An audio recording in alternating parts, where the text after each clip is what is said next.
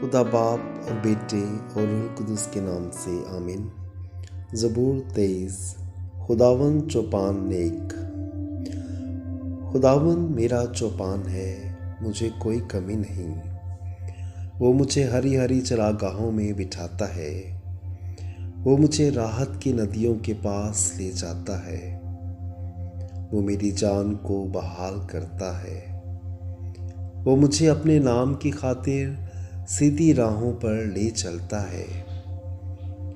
अगरचे मैं तारीकी की वादी में गुजरूं, मैं किसी आफत से ना डरूंगा, क्योंकि तू मेरे साथ है। तेरा आसा और तेरी लाठी ये मेरी तसल्ली का बाइस हैं। तू मेरे मुखालफों के रूबरू मेरे आगे दस्तरखां बिछाता है।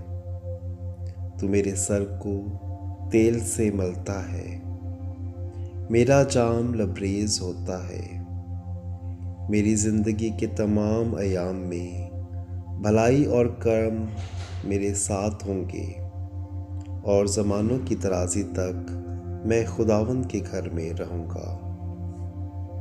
पाकलाम के पढ़े और सुने जाने पर खुदा की बरकत हो। खुदावंद तेरा शुक्र हो। आमीन।